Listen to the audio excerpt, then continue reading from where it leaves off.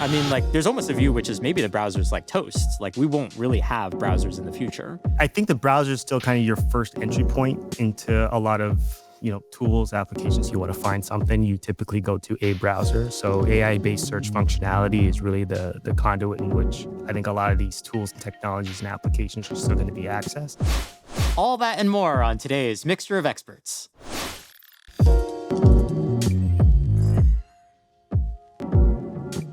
I'm Tim Hwang, and welcome to Mixture of Experts. Each week, MOE brings together a panel of the most brilliant minds in technology to banter, analyze, and argue our way through the thrilling and often baffling news each week in artificial intelligence.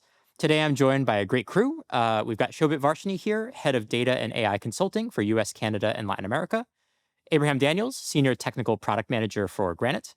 And Sophie Kuijt, joining us for the very first time, IBM distinguished engineer and CTO for IBM NCEE.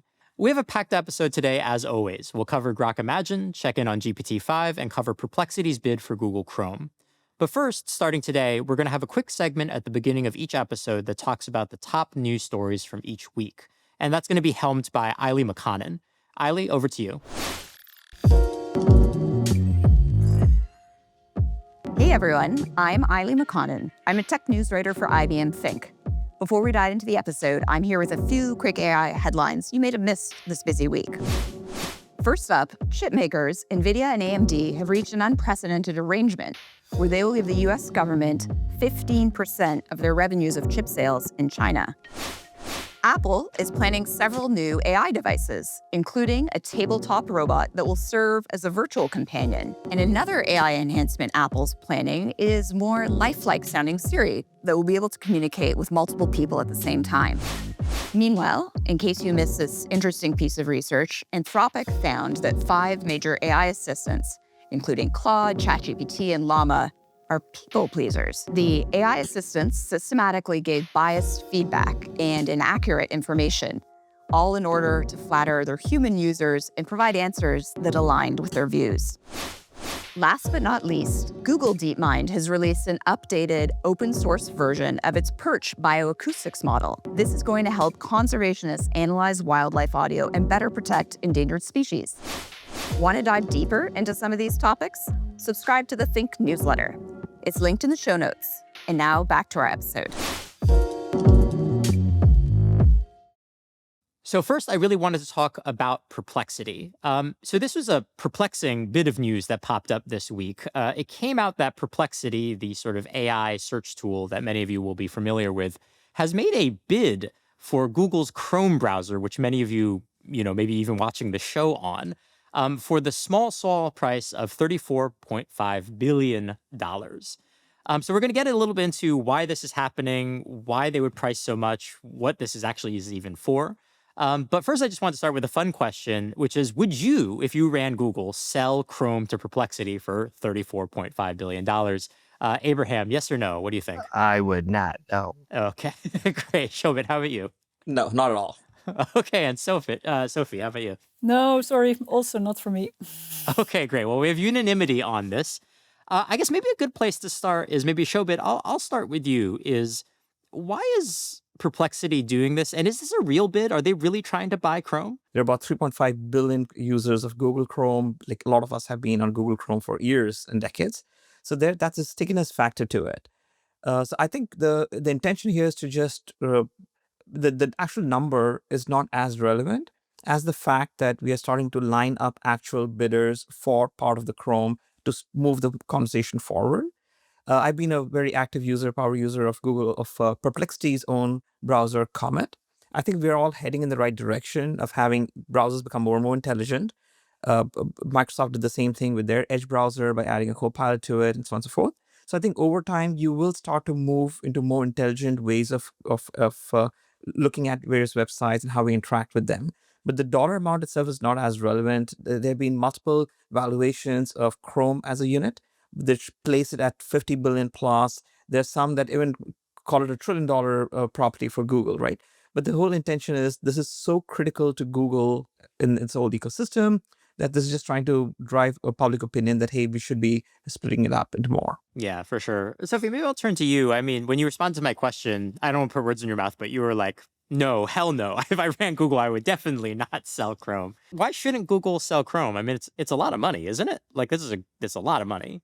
Yeah, definitely. And to Shobhit's point, it's kind of an opener, right? And it pulls a lot of attention to both of the companies. But I think what I see is definitely that more and more of these AI applications are meeting the users where they are, and this is definitely, yeah, also from Perplexity point of view, a very interesting consideration. Also, they originated very much from search, and they distinguish itself from other applications with that. So I can definitely understand why Perplexity is interested, and I think, but I think from Google perspective, Chrome is one of the big outhanging boards for them to reach a lot of users where they are as well. So that is, yeah, I think for Google still something to cherish and keep. So Abraham, so far we've been talking a little bit about like $34.5 billion. It's a lot of money. Maybe it's not a real number. Maybe it's an opening bid.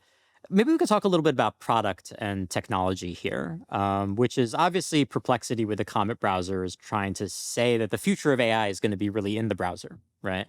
And certainly a purchase of Chrome or an attempted purchase of Chrome only emphasizes that more, right? Like, which is I'm an AI company. I'm going to try to buy one of the biggest browsers in the world. It's all really kind of emphasizing this point that they think that the form factor for AI in the future is going to be the browser, basically.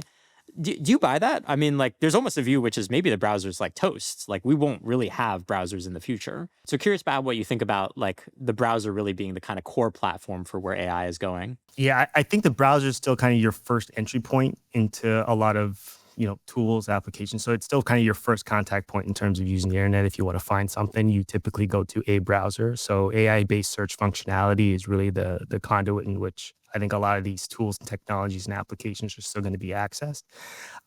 In terms of the actual bid, I think this is more of like a marketing ploy for Perplexity. So, I mean, the article you shared, the valuation of Perplexity is half of what they've offered as part of the actual bid. So, realistically speaking, they say, hey, they have VCs backed up to, cover the rest of the cost. But, that's a lot of money to make up for. Also, it was interesting that they gave about a week, I saw, as part of the letter for it was an exploding offer, which is like, you have to kind of appreciate how audacious it was. That's just ridiculous. A $34 billion offer, Sure. Twice your valuation, and you give to the end of Friday to be able to have a response. So I think this is great. I think they did the same thing with TikTok as well in terms of potentially making a bid for it. This is great in terms of getting Comet out there, getting people to, clickbait on, what is Perplexity? Why are they trying to, purchase Chrome? And really just gravitating towards that, free marketing for Perplexity and Chrome, their browser. Also, Google is, they lost their antitrust. So in the worst case scenario, they have to fully divest from Chrome. So I think this really just sets the one price point, an entry price point for what Chrome could potentially be worth. This is the first public pricing. And then also I think it establishes Perplexity as, or at least in some type of mind share, it establishes Perplexity as a potential, next up for, ubiquitous search engine. So I'll make two quick comments. I think there was just the fact that you said it was an audacious bid. On LinkedIn, I've had multiple small startups, CEOs just make audacious bids, $10 billion to buy Perplexity. Right? It's just meta at this point, right? People are just making these audacious bids as if this very hypothetical. This shows you where we are with the Silicon Valley hype cycle. But I think from my perspective, my biggest use of my Comet Perplexity browser has been actually in enterprise workflows, versus the way all the discussion so far we've focused is on consumer. And that consumer interface is actually going to change a lot faster than enterprise, right? So we're going to move to our mobile and voice and things of that nature much faster. But if I'm logged into my SaaS tools that I use for my day-to-day work, it could be Salesforce, it could be SAP or Workdays or whatever else, right? Those workflows, it has been terrible trying to get that automation to get embedded into those SaaS tools, right? And so far, we've been waiting for the SaaS providers to provide us some AI agents that'll go automate some workflows. And that is not consistent across all the SaaS vendors. Some of the bigger ones, obviously, deep-pocketed, can automate faster. But buying a browser that has AI baked in and has agents that can act on your behalf, now all of a sudden I'm able to go into my SaaS tools like Salesforce of the world to go automate the workflows that I have to do because I have an agent sitting on the right hand side I just can describe. So you'll be surprised how quick I'm doing my expenses right now in SAP Concur, right? So that's my killer use cases. I think enterprises will have more separation anxiety from the browser than we in our individual personal lives. That's super interesting. Yeah, I really didn't think about that because I think I was thinking about it very much, Shobhit, as a consumer, and I say, well, it is true. I'm using my desktop Claude, my desktop ChatGPT more and more in a way that's actually substituting for the browser. But I almost love the idea that actually this is not a consumer thing, right? Really, like the argument for the browser being the key platform for AI is an enterprise thing, which is like very, very, very interesting. I like that a lot. Um, Sophie, any final thoughts on this? I'm kind of curious about like where you think this all goes, and I think, ultimately, I think kind of the question is, where's kind of Google in all this, right? Like, what are they going to do next? How do they play the game?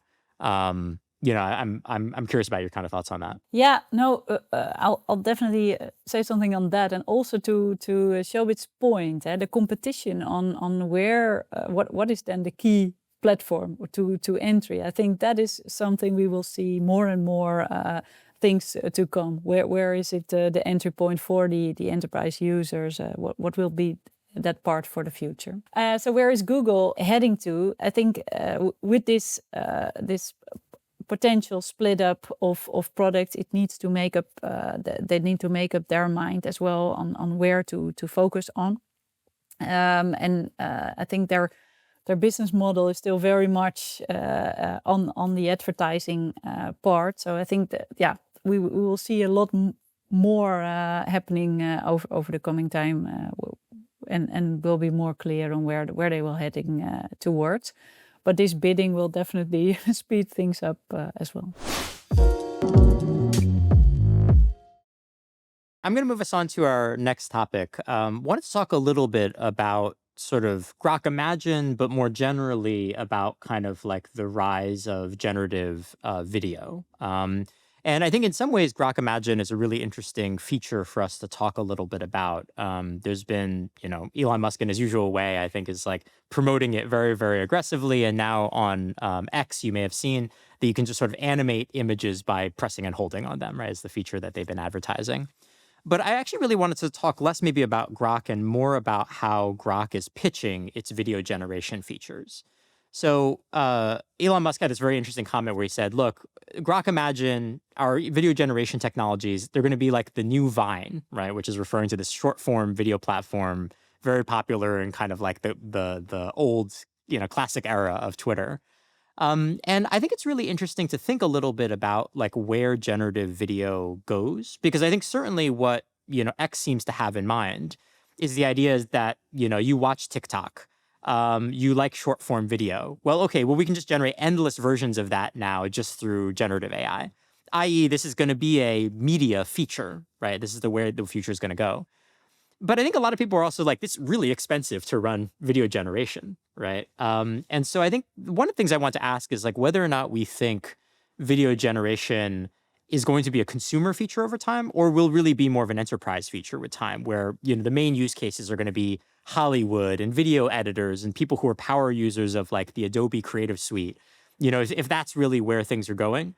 Or if we really do think that this is going to be sort of like the media of the future. Shobhit, you're already going off mute, so I'll let you just go. Oh, yeah.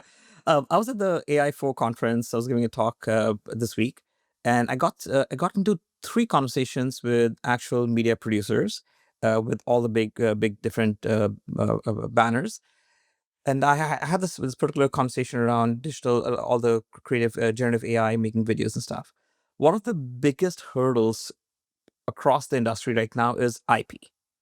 The training content that has gone into these video generation images and stuff, they prohibit you from actually using it for anything that is commercially usable. Unless we can clearly articulate what happens on the data that went into the training, who owns the copyrights. And Adobe has done a far better job than some of the peers on training on actual clean licensed data. Unless we solve for that, this will not enter the enterprises. Yeah, that's really interesting. Yeah, I mean, I think there's a really good argument for one of the reasons why the consumer kind of application of this technology has legs is, it's a little easier from an IP standpoint. The norms are a little bit more open. Abraham, maybe a question for you is, are you a TikTok user at all? I am not, no. Okay, got it. Or do you enjoy short form video, or you like don't even want to touch it? No, well, I was part of the Vine generation. So Okay, so okay, all right. So you remember. And I guess the question for you is like, is a computer generated Vine, is like a generative AI Vine the same experience? Like, do you think eventually we will just have like it's either TikTok or Grok Imagine, like that these two are actually substitutable in some sense? So no, just because of the cultural context behind some of, like, again, speaking specifically to Vine, the cultural context behind a lot of the images or videos that were created, and then the kind of the pulling the thread through the video and the actual your real life experience, where if it's created on demand, it doesn't really tie as well. But I think that Grok image is really kind of connecting, to that audience, as most of Twitter users, or I guess X now, are within that Vine, previous life. They grew up on Vine. They grew up on these tools. Truthfully, I echo a lot of the same sentiments that Shobhit did in terms of where this is actually going to play out. So, short form, obviously playful media generation, I think that's where you're going to see a lot of the adoption. You've already kind of seen a lot of the adoption where there's minimal moderation requirements. I think there's a big controversy around deepfakes that needs to be answered and really needs to be talked about a little bit more loudly in terms of, what we're allowed to create with these models, and whether that's putting guardrails on the actual, APIs, or, policing the output a little bit more so in terms of what's found.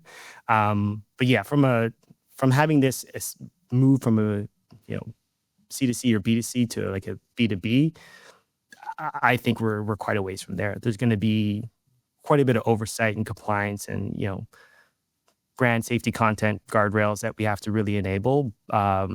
But yeah, from the perspective of just playing around, like I see this as basically just another cool tool as opposed to something that's really going to fundamentally change, enterprise use cases and business models. Sophie, I'm one of my reflections of the AI era that I think is always very funny is like you've built like the most complex advanced technologies, known to humanity. And then it's like, I really need you to format some JSON, or like, I really need you to clean up this code and remove white space. And I think I have a similar reaction to video, which is video generation is really, really resource intensive. It's really, really expensive to do.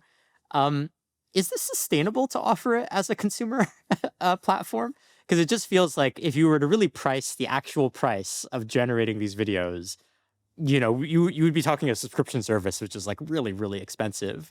So curious about like if you think the dollars and cents even work out for offering this feature as like a broad mass feature for kind of playful content generation, like Abraham's talking about. Yeah, no, and I think we've seen since the launch of generative AI always in this model, right? It comes out, people can use it for free. They get used to working with it, and then it goes into another form which is paid, or it goes into new kind of applications. And in that sense, it's a similar launch that we see here, but it's so convenient to use, and it's indeed for many generations also addictive, and it plays really to the need of a lot of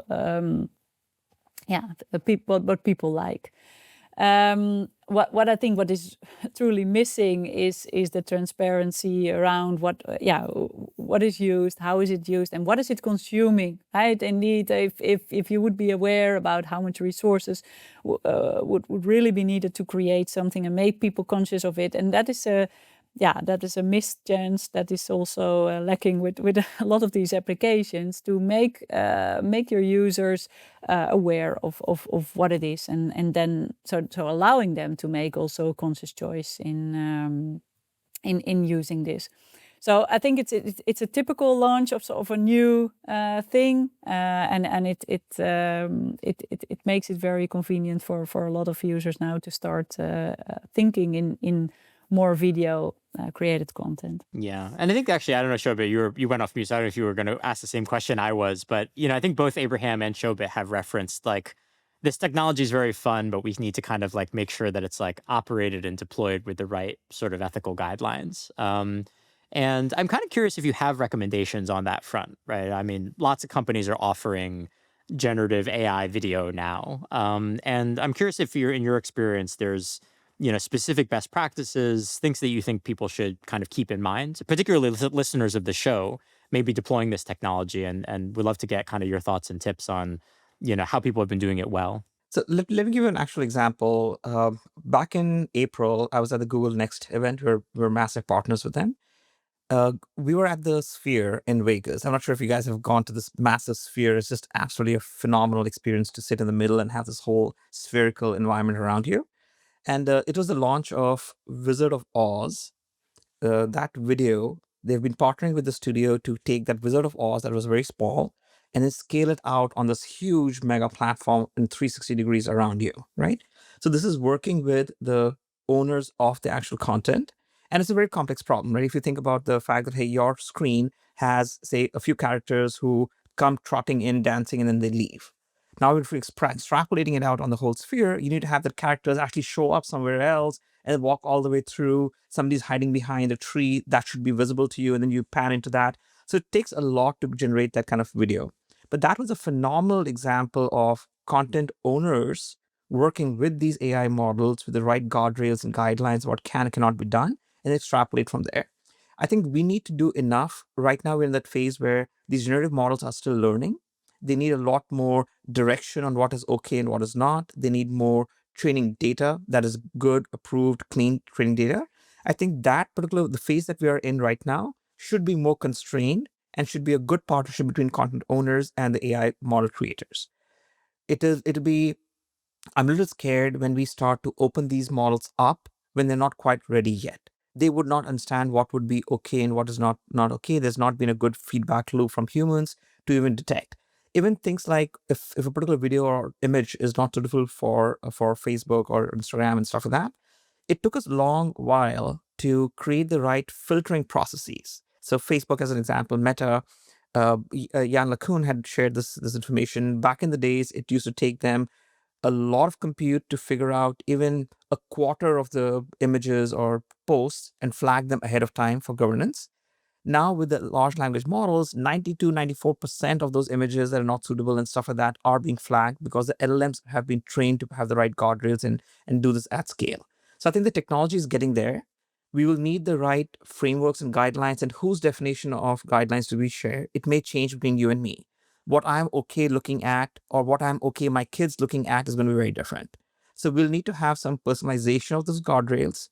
We need the technology to get a lot more mature with the right training, curated training and stuff like that before we start to open it out to mass production. But I think this kind of a partnership, like what Google did, is the right direction forward. And now these are starting to get more and more open source as well. Genie 3 was an amazing model. I loved working with it. Now we have an open source version of it as well that people are attempting to get to. So I think as we start to think about this open ecosystem, people can see how these models are being trained, what's the data coming in, and so on and so forth. I think we'll progressively as a community do a lot better at this. Yeah, no, definitely. And I think especially if you want to scale this to enterprise use, right, that always starts with a lot of education and enablement and thinking about what is it indeed, what are the values that we want to see back in the usage of this. And what I call out as transparency, that's one of the big guardrails that would help a lot if people know what models are used and also in the whole IP discussion, what happens then, and also make that clear and also have the guidance to publish that together with the video. Then we have a lot more options to discuss. And alternative, and people can also think about alternatives then, right? Because, but I think that's a step in the maturity also, right? And that's yeah. Yeah, it's interesting that like kind of the idea is like as the technology matures, there's just kind of a stages that you sort of move through, and the problems you sort of need to solve as you go. I'm going to move us on to our final topic here of the day. Maybe the obvious topic to talk about, which is GPT-5. It has been, of course, dominating headlines all across my social media. I can't get away from GPT-5. And I know last week we actually did our kind of like breaking news episode for Quick Takes. But the pace of AI moves so quickly that I think it's always good to kind of revisit a week later now that the dust has cleared more to talk a little bit about sort of like how we're feeling about GPT-5, what we thought the results of the launch were. There's a win or a loss for OpenAI. There's a lot to get into here.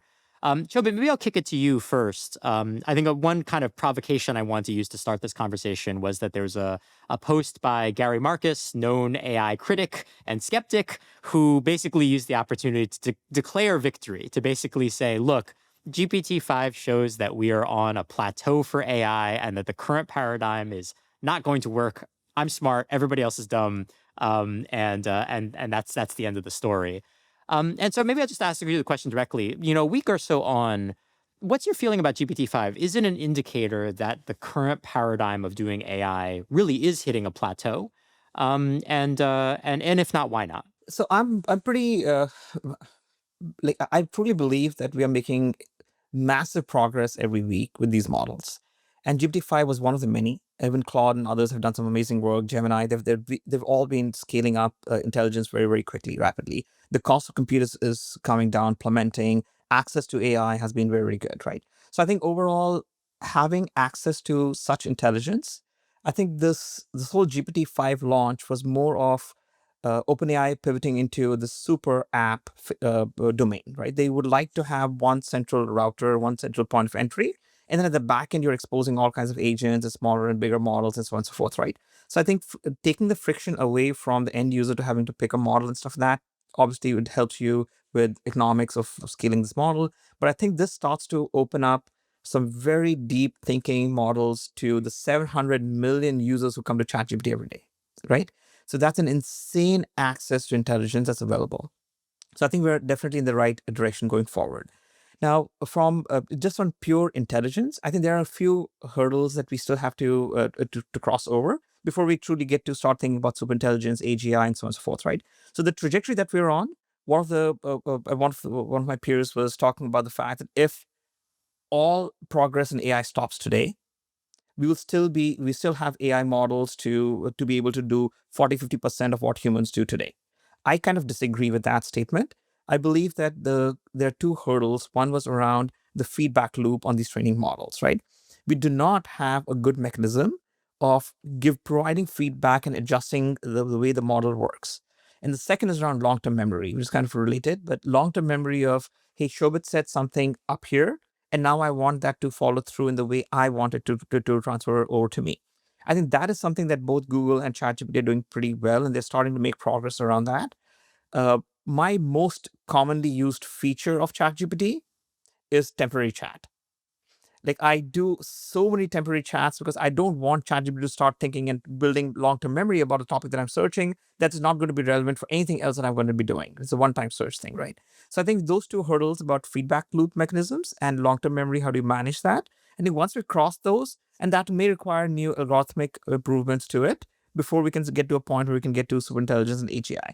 But I genuinely loved the latest release of GPT-5, especially on the API side, the way I'm able to manage and for enterprise use cases, be able to tune the parameters the way I wanted, how much I want to think, and so on and so forth.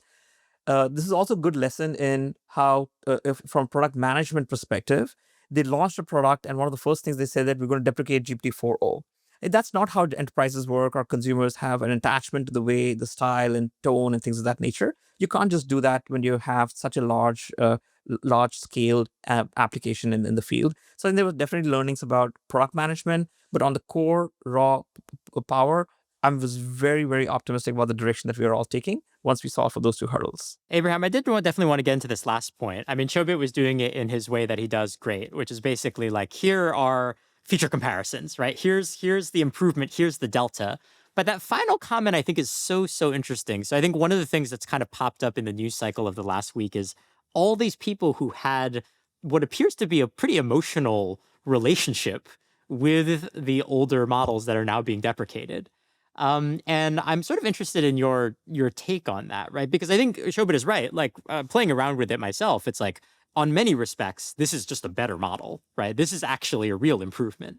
But they're kind of in this situation where it looks like almost like people kind of don't care as much about that. And what are we supposed to do about that, right? Like, do you imagine a world where these companies have to maintain these models indefinitely because people have built these relationships? Or I don't know, I just like curious about getting your thoughts and takes on this kind of very fun, like almost like legacy attachment that people have to older models. Yeah. So I think it's less about like an emotional attachment to these models and more so just understanding exactly the input output that you're going to get. So it's really being able to reproduce the same experience time and time again, so that when you do inference your model, you know the right way to inference it to get what you want out of it. And anytime you replace a model or drop a new model, there is some prompt engineering, there's some playing around with it to really get familiar with it to truly understand, okay, what is the best input for the output that I want to receive for this particular use case or this particular question. And we've dealt with that here in terms of IBM's release of Granite models, where the chat template may shift or the model stylization or output may shift from version to version. So you do get a little bit of an outcry, if you will, from users outlining, I don't have the same experience I did with this model, independent of whether it's better or not. And I'm more focused, given that performance is we're really kind of, the diminishing gains of performance don't really drive a ton of net new use cases for these models. I feel like a lot of the net new abilities for models is really on what GPT-5 has kind of demonstrated, the software wrapped around the inferencing. So it's less about, hey, look, we've driven 0.1 on MMU or world's hardest test or what have you. And it's really, okay, well, how do I become proficient at using this particular model as fast as possible? And I think that's where you're really seeing the users kind of say, well, look, why would you deprecate, I built the entire, agent or system or workflow with GPT-4, GPT-01, and now I can't anymore. And I have to basically reproduce this with GPT-5. And right. I think You're kind of saying that like this is just almost like it's a species of a longstanding problem, right? Which yeah, is, well, exactly. people have This built your isn't stack net on new. top of an old piece of software. Now you're updating. Yeah. And also, unfortunately, or fortunately, OpenAI it's criticized for absolutely everything it does. Everything is, Sure. You're going to have a camp that thinks everything is wrong. You're going to have a camp that thinks, that everything is right with them. So I think there's a little bit of noise there that you got to siphon through. And I think that's really what the crux of the issue is, or at least from a scientific perspective or from like an actual use perspective, that's where the crux of the issue is, in my opinion. Sure. Yeah, Sophie, I've seen you grinning a couple times as Shobhit and Yeah. Abraham have talked. So I don't know if you've got a couple of reflections you want to get in. No, I think Abraham, you played it out very well, and I think if you look at enterprise scale adoption of this, right? This is not only an IT experienced play. You see, you have many users who are not so experienced with a full IT background. So they have to get used to also working with this new updates, and they have been very successful with certain use cases, and then have to keep on doing that. And I think that is also again plays into the maturity, but also as we do this at scale with a lot of users cross enterprise. It is so important that you have the right governance for people in place that they can keep up when those new models come out and when new things come out. So I think to Abraham's point, that is a difficulty, and it's also, I think, because there are a lot of new, unexperienced users that you have to take along and still adhere to the enterprise needs. That was the first reason to start making those use cases for productivity or for quality increase, and I think that is something that we have to take into account, and that's also where we are working on with our own companies and many others. And to OpenAI's like credit, they released a very robust prompt engineering guide for GPT-5 shortly after the release. So I think they kind of noticed, or maybe they're fully aware of No sympathy from Abraham. I'll make a quick comment on the emotional intelligence piece as well that Abraham was talking about. So I think we need to get to a point where, just like we do this with dating apps, right? You're trying to find your, like, how close you are to a particular person and so on and so forth. And we've tried to create a science out of dating here, right? So I think that's going to happen with AI intelligence models and stuff like that as well. most of us tend to be able to choose the voice of the avatar that you're talking to with Gemini or ChatGPT and others. I think there'll be there should be some features that are added to make sure that I can tune the AI assistant to my style, to my tone, and so on and so forth that gel better. And that'll have a lot of implications on hey, I'm a Republican or a Democrat, so I need this kind of a personality, which means that you are going to have an adverse reaction to news that comes in this direction, and so on and so forth. So I think over time we'll start to be able to create a long-term memory, create a set of learnings and stuff that I want in this particular AI before it starts connecting with me. MIT recently released a new benchmark for emotional intelligence as well. And I think we'll see a lot more of these to in addition to all the math and stuff that you're doing. Are you emotionally intelligent? Are you understand? I do you actually truly understand what I really need? Not the questions that are coming out of my mouth, right? If my daughter asks me something, in my head, I'm always trying to unpack what she really, really means, not what she's just asking for. So I think we'll get to a point as a community where emotional intelligence, tailoring that experience to our own style, and so on and so forth, that's going to be a big part of how these AIs get rolled out. So people have less separation anxiety from, hey, my 4.0 and my new GPT-5 is different.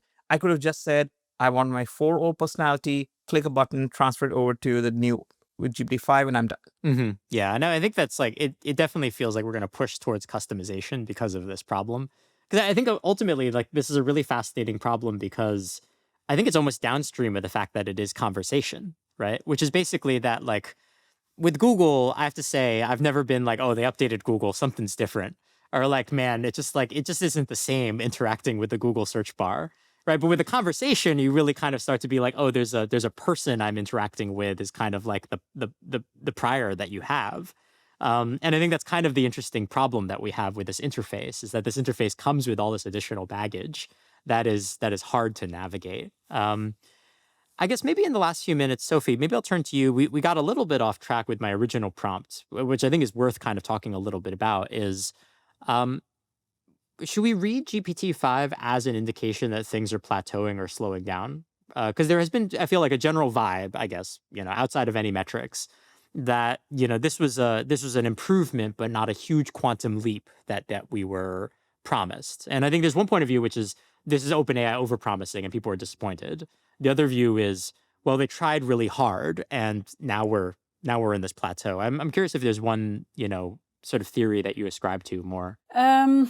Well, I think the expectations indeed, and that's the marketing part and that is there.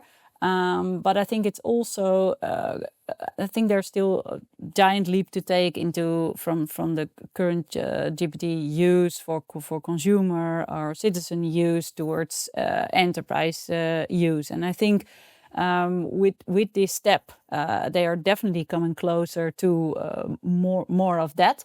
And with the memory and other features that are built in here. So I think in from that sense, it's definitely a step forward for the OpenAI coming closer to enterprise.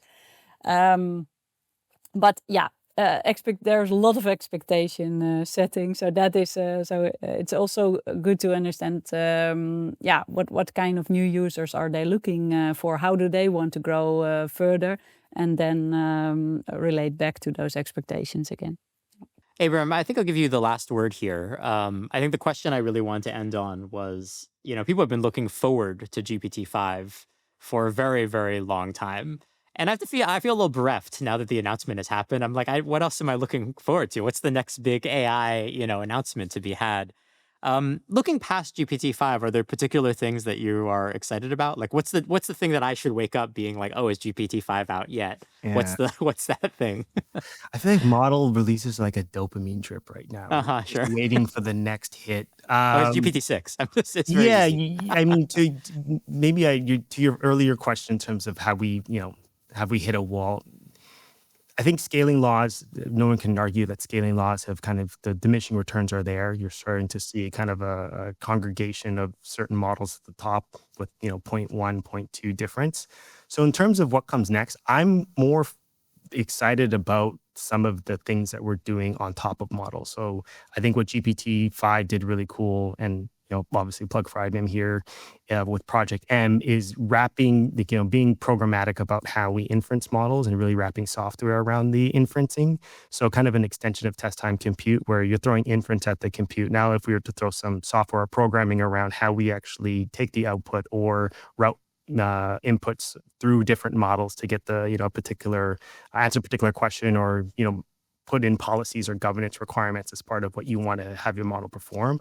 I think for me, that's really kind of cool. And I think I'm excited to see the next iteration of what that looks like, as opposed to what's the next LLM that's going to drop and what's the next benchmark that's going to be showcased as part of this LLM. Well, cool. This is a great episode. I'm glad we got into a number of different points. And the discussion went in a couple of different directions, but I think we hit on some really, really good stuff here. So Abraham, Shobhit, thanks for joining us as always. And Sophie, we'll hope to have you back on MOE at some point. And thanks to all you listeners. If you enjoyed what you heard, you can get us on Apple Podcasts, Spotify, and podcast platforms everywhere. And we'll see you next week on Mixture of Experts.